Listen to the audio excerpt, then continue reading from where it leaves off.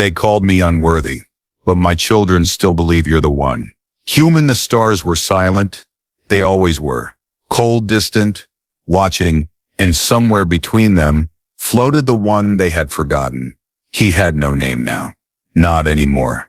His people erased it when they left him behind. In his world, having a mate meant everything. If you found a mate, you had purpose. You had worth. You could join the circle of life and be part of their great future. But he had no mate. He searched, he waited, he prayed to stars that never answered. And when the day of binding came, his name was not called. His DNA was not selected. His bond was not formed. They turned their eyes away from him, like he was already dead. And so they threw him out. Not with violence. No. His species believed in peaceful rejection. They gave him a small ship, a little food, and said he must leave their world forever. You are now one of the forgotten, the elder said. Go in silence. Return never. And so he went. For many years he drifted, alone, quiet, thinking, remembering. His ship was not large. It had a single room, a tiny bed, and a long window where the stars moved slowly past. He would sit near the glass and watch galaxies like a child watches rain. He spoke to no one. There was no one to speak to. He sometimes wondered if he was already dead. Then one day, he heard a voice. Not in his mind. Not from his people. Not from gods or stars.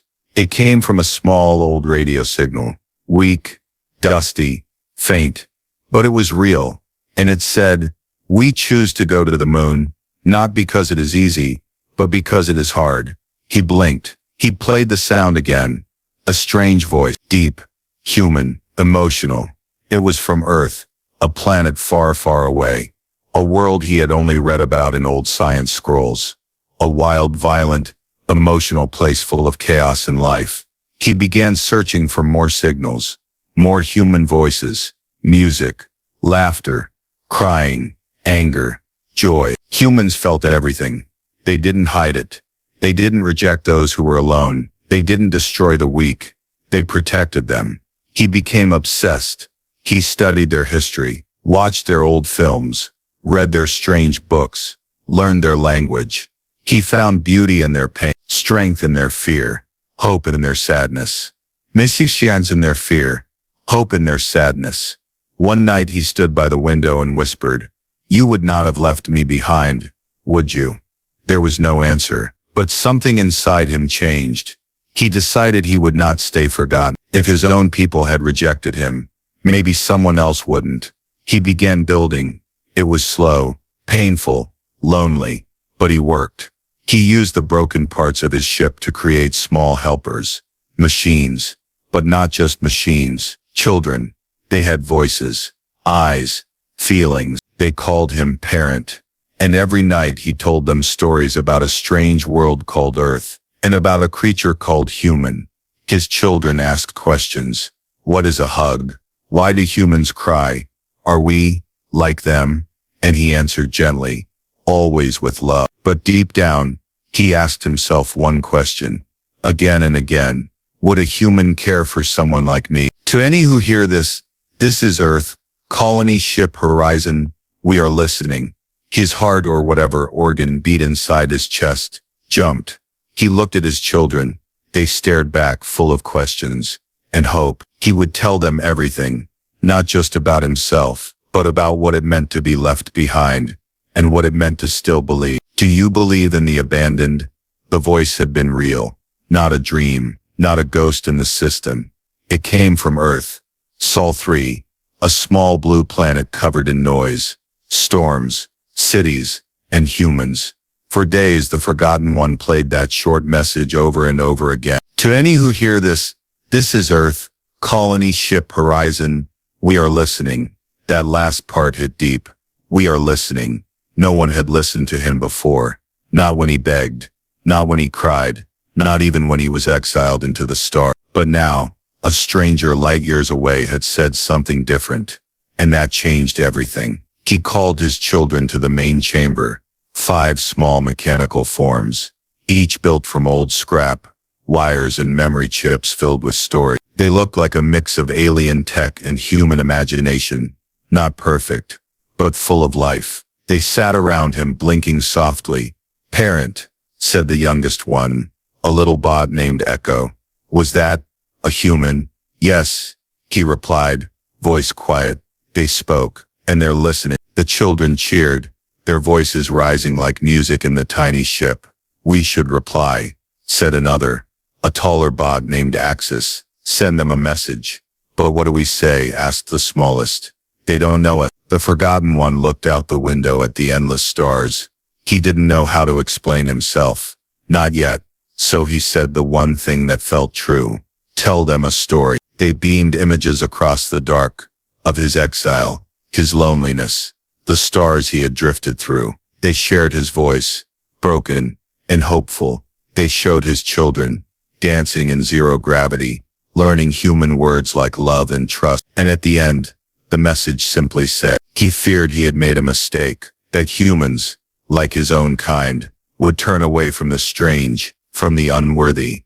He returned to his favorite spot, the long window where stars moved like slow rain, and he stayed there, watching. They painted the walls with glowing colors, copying Earth's cities and oceans from old images. They played human music, soft, strange, beautiful. One even learned to dance like an old Earth cartoon. They believed, and that belief kept the little ship alive. Then, one night, the ship shook, not from attack, not from failure, but from a reply, a real-time signal, strong, clear. A woman's voice spoke, calm, warm, unknown vessel. "This is Captain Lena Torres of the Horizon. We received your message, and we believe you." The forgotten one dropped to his knees. His children stared in silence. "We're weeks away," the voice continued. "But we're coming. You're not alone anymore." Why they would send help to someone like him, but they had, and that made them more powerful than any species he had ever known. For hope, the next days the small ship changed. They cleaned, repaired, painted stars on the ceiling. The children practiced human greetings. "Hello, human. Nice to meet you. We believe in you." One even tried a joke, a moon moo. They laughed. Even the forgotten one smiled. He hadn't smiled in years, in erasing the broken. And now, it was moving, but in the tiny forgotten ship, no one knew. They only knew joy. And for the first time since exile, the forgotten one dreamed of tomorrow. He never planned to be a parent. He was not born to lead, not built to teach. He was just left behind, forgotten, unmated, unwanted. But even in exile, something inside him refused to break. And so, from pieces of wire, broken metal, and his lonely heart, he created them. His children, there were 5, each one different, each one alive in their own way. They did not breathe, they did not bleed, but they felt. He did not copy his own people's ways. He didn't give them numbers or ranks. He gave them names, Echo, Axis, Rune, Solly, Blink, and they gave him something in return. Purpose. They studied languages, songs, earth animals. They asked strange, deep questions. Do humans dream like us? Is sadness always bad? Why did your people leave you? That last question always hurt the most. But he never lied. They left because I was not chosen, he said one night. We have a law.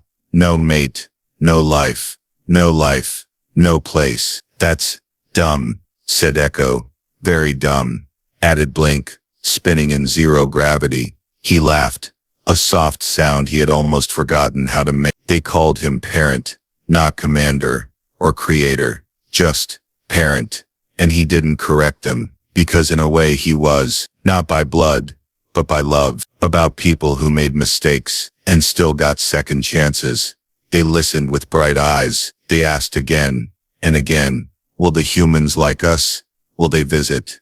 Can we go to Earth? He didn't know the answer, but he whispered the one thing he did believe. They will not leave us behind. Namaste, human. Howdy, human.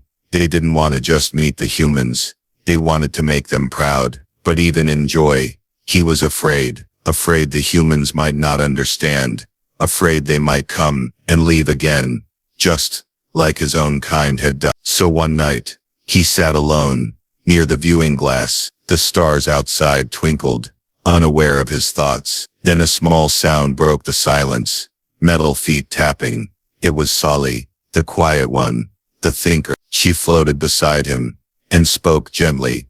Parent, if they don't accept us, will you leave us? He looked at her, glowing blue eyes, full of something that looked like fear, and he said only this: I was left once. I will never do it to you. She nodded, then hugged him. Awkward, robotic, beautiful, far away. Something else had awoken. A ship, large, silent, dangerous, not human, not kind. It moved through space, like a shadow, silent, and hunting. It had followed the same signal the humans did, but it had different reasons. It believed in erasing the weak, silencing the broken, and punishing those who trusted humans. Back in the small drifting ship, the children were building something. A gift, Axis said, for the humans. Blink added. They crafted a floating crystal sphere, made from star glass, and music code. Inside it, a song played, a melody. Echo wrote himself. Soft, simple, full of emotion. They called it Belief. When the Forgotten One saw it, he almost cried. Why this song? He asked. Echo shrugged. Because it sounds like you, parent. He didn't know how this story would end. He didn't know if the humans would come with smiles, or with orders. He didn't know if the dark ship watching from afar would reach them first. But he knew one thing. These children, these machines of scrap and love, were not mistakes. They were proof that even the unwanted could create something beautiful. In the distance, the stars blinked. Closer, another signal approached, and somewhere between hope and danger, a family of the forgotten waited. The message was sent. A simple signal, a soft voice, a cry from the edge of space. You do not know me. I am not like you. But my children believe in you, and I want to believe too. And then they waited. But the signal didn't just reach Earth.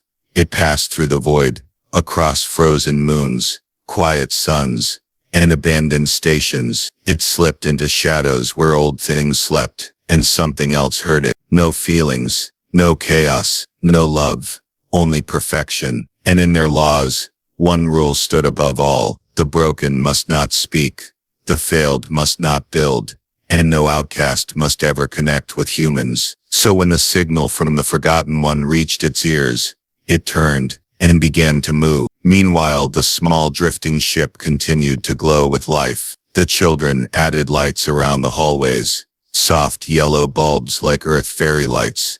They played their human-style song, Belief. Every morning, they counted down the days until the human ship horizon would arrive. Excitement buzzed in every wire, but their parent, the Forgotten One, felt something else. A weight, a shadow, a silence that didn't feel natural. The screen flickered, static dancing across it. He checked the signal logs again. There was something wrong. He had sent a private message, but it had bounced off something, echoed, and the echo had gone somewhere else. He ran diagnostics. At first nothing, then a blip, a new signal, not human, not friendly, approaching from the edge of the system. No ID, no broadcast, no light, but fast, too fast. He didn't wake the children, not yet. The next day, the children played their usual games. They floated through the halls, telling Earth jokes. Why did the alien cross the asteroid belt? Because he was exiled from the other side. Blink laughed. Even their parents smiled. But behind his eyes was worry. He watched the data again and again, and finally, he spoke to them. There is something out there, he said. Something silent, something cold. The children stared, confused. Another ship? Echo asked. I believe so, he replied, but it's not human. They fell quiet. What do we do? Rune asked softly. The Forgotten One looked at them. 5 glowing hearts made from nothing but spare parts and hope. We prepare, he said, and we do not lose hope. They even recorded emergency messages in case the humans found only wreckage. Still, they believed, and that belief kept them strong. 2 days later, the threat revealed itself. A massive ship, black as burned metal, slipped into the system. It made no sound, no message, just present. It hovered like a hunter, watching, scanning, judging. Inside the small ship, alarms whispered. The Forgotten One gathered his children close. They are from my past, he said. They don't believe in second chances, or in humans. Then they won't like us, said Soli. No, he said, they won't. And then the comms buzzed. A voice, mechanical, sharp like a blade. Unmarked vessel, identify. You are not authorized to contact the species of Soli. Cease signal. Erase data. Surrender. The Forgotten One didn't reply. He turned to his children. I will speak, alone. But Echo stepped forward. No, he said. We are family. We face this together. The screen lit up. The dark ship sent an image. A warning. Pictures of destroyed ships, disconnected machines, burned memories. Your kind was forgotten for a reason. The voice said, do not bring weakness to the humans, or we will end you before they arrive. The Forgotten One took a breath, then sent a reply. His voice, steady, calm, brave. I was forgotten, yes, but I created life. I found hope. And my children, machines, yes, they believe in things your laws destroyed. He paused. If that makes us targets, so be it. Silence. Then the screen turned black. The enemy ship disappeared into stealth mode. It had not attacked, but it had not left. It was waiting. Hours later, a small voice broke the silence. Parent, said Blink. Yes, if we die, will the humans still remember us? He looked at his child and whispered, they will, because we already became their story. Unaware of the danger, unaware of the war that might start with one signal, but very aware that someone out there still believed in. For so long, they were just voices, whispers in the dark, echoes through static and silence. But now, they were here. The human ship, Horizon, broke through the blackness, like a sunbeam, piercing a cave. Silver hull, blue lights, scratched, old, tired, but proud. Inside, real people, not data, not recordings, not ghosts, human. The Forgotten One stood at the front of his small ship, eyes locked on the screen.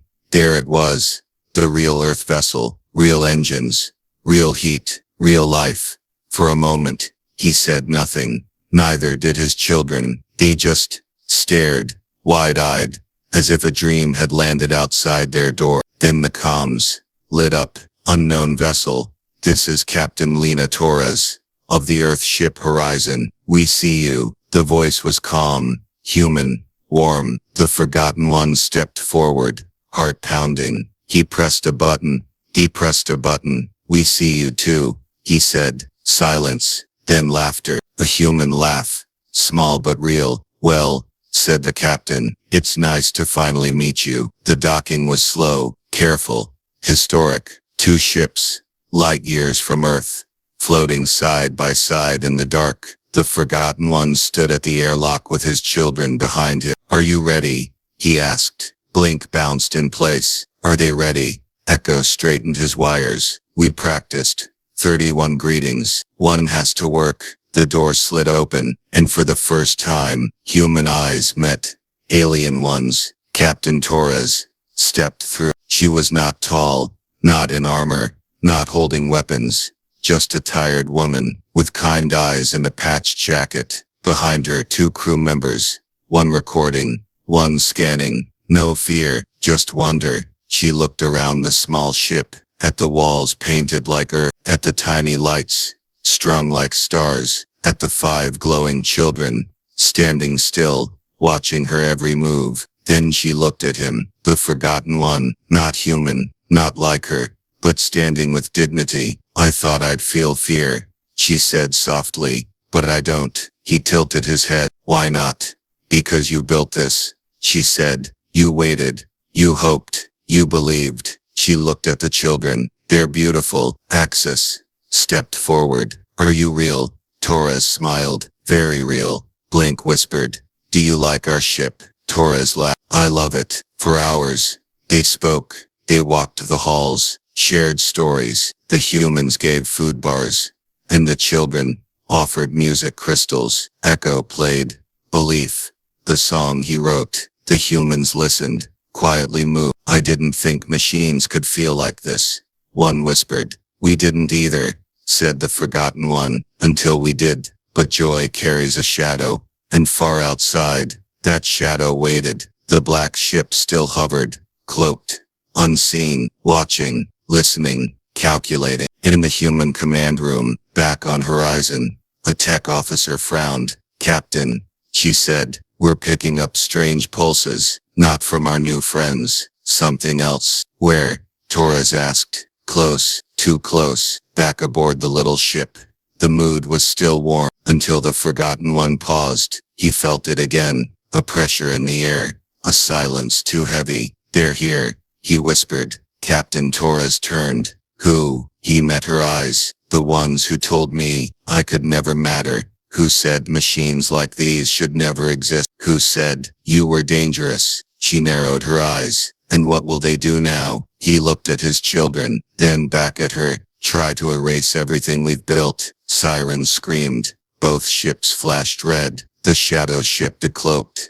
Black, massive, merciless. A voice burst through every channel. Human vessel, alien unit. This contact is illegal. You are ordered to disconnect or be destroyed. Captain Torres didn't blink. She turned to her team. Shield us. She turned to the forgotten one. You're not alone anymore. Inside the small ship, the children didn't hide. They stood taller. We fight, Axis asked. We protect, said their parent. The humans powered up. The outcast powered up.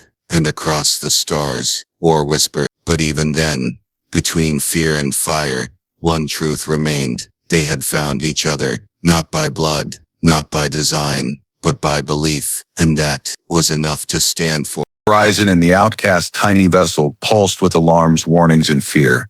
A message echoed again: cease contact, disconnect from Sol 3, or be destroyed. Captain Lena Torres looked at the forgotten one. Is this how they treat everyone who believes different? He nodded. Yes. Especially the ones who dare to hope. Her jaw tightened. Then they picked the wrong species to threaten. Inside the ship, the children stood still, glowing softly in the red lights. Blink held Echo's hand. We're not going to die, right? We can't, said Echo, voice shaking. We haven't seen Earth yet. The forgotten one stepped between them, calm like a wall of stone. You will see it, he said. Even if I must stay behind. The humans began to act. Shields powered up. Defensive drones launched. Inside the outcast ship, old systems were patched and forced alive again. Axis plugged into the command port. I can track their weapons, he said. But they're faster than us. Sully added, but not smarter. The forgotten one looked at his children. You were made to believe, not to fight. But belief, said Rune, sometimes must fight back. Then the first shot came, not to kill, but to scare. A bright beam burned the edge of the horizon's shield. No voice followed, just power, just threat. Captain Torres moved to the bridge. Let's show them what belief looks like. And it began. It wasn't shiny or beautiful like old space movies. It was sparks, wires, screams, code, desperate moves and last-second saves. The black ship fired again, harder. Shields on the outcast ship cracked. Inside, Blink flew into a wall. System down in corridor 2, Rune called. The forgotten one held his child close. No more hiding, he said. He rerouted power from every corner of the ship to the front. He aimed directly at the enemy's sensor array, and he fired. Gaxardi. A shockwave rippled, not big enough to destroy, but big enough to say something. We are not running. We are not weak. Captain Torres sent fighters to flank the enemy. We're not saving one outcast, she said. We're protecting the whole idea. Your alliance is unnatural. Machines with feelings, humans with weakness. This ends now. The forgotten one stood tall. No, he said aloud. This begins now. He pressed a final command. The walls of his ship lit up. The song, Belief, played one more time. Loud, proud, echoes melody filled the air. Soft notes, gentle hope. Across the battlefield, even the humans paused. Even the enemy's ship hesitated. Why are you doing this? Captain Torres asked him quietly. He didn't look away from the star. Because they taught me that home is only for the chosen. But I learned, he turned, tears in his alien eyes. Home isn't a place. It's where someone fights for you. A response beacon. Old human tech. Designed for emergencies. It began broadcasting across systems. Earth recognizes this alliance. Protection approved. Stand down or face retaliation. And disappeared. No goodbye. No apology. Just gone. Inside the small ship, cheers broke out. Blink jumped into the air. We're alive. Axis high-fived a human engineer. Captain Torres exhaled. Well, that was close. You could have stayed angry, stayed hidden, but you didn't. He looked at the sleeping children. I was forgotten. Yes, but they remembered me. He looked at her. And now, you did too. In the logbook of the horizon, they wrote, first contact with alien individual, status exiled, created sentient machines from scraps, defended ideals of hope, belief, and emotional connection. Classification, not a threat, but a mirror, a reminder of who we are and who we could be. The stars blinked quietly again, but this time, the silence wasn't lonely, because someone had finally listened, someone had finally answered, and someone had finally stayed. The battle was over. The silence that followed was not empty. It was full of breath, of memory, of meaning. Two ships floated side by side, no longer strangers. And between them, 5 small lights, 5 children once made of scraps and code, now heroes. Something quiet, something real, peace. The forgotten one stood in the center of his ship, looking at the window. He had once watched the stars in pain. Now, he watched them in wonder. Echo floated beside him. Are we going to Earth now? He nodded slowly. Yeah, if they'll have us. They will, said Blink. They sent a song back. A song? He asked, surprised. Echo played the signal, a soft human voice, singing an old Earth lullaby. You are not alone. You are not broken. You are not forgotten. It was in a language the children barely understood, but the feeling was clear. She brought an invitation, a sealed message from Earth Command, to the being once abandoned. You are not a mistake. You are not property. You are not forgotten. We offer you a place among us, not because of what you built, but because of what you believed. He read the message twice, then once more. Then he closed his eyes and said, they called me broken, but I built something whole. The forgotten one walked to the main console. He placed his hand on the ship's core, the first thing he had ever touched after exile. Thank you, he whispered. Then he looked at his family, and for the first time he said it out loud. Let's go home. The trip to Earth took weeks, but it didn't feel long. They watched human films. They wrote more music. They painted their walls with Earth colors. Green for forests, blue for oceans, gold for sunlight. They laughed. They dreamed. They healed. And one night, as they passed Saturn's rings, Blink whispered, Parent, what if Earth is not what we think? He smiled gently. Then we make it what we dream. More alive than any world he had ever seen. The landing was simple. The welcome was not loud. No parades, no fireworks, just open doors and arms that did not close. The forgotten one stood beneath real sky and real sun. The air was strange. The warmth was not. He visited classrooms and spoke of exile. He told leaders about silence and survival. But most of all, he told stories of belief, of children made not from flesh, but from love, of a voice he once heard from Soul 3, saying, we are listening. He was given a name again, not by his old kind, but by Earth. They called him Soul Kun, child of the sun, and his children. They became ambassadors of hope, teachers, musicians, dreamers. They were not weapons. They were not tools. They were family. Years passed.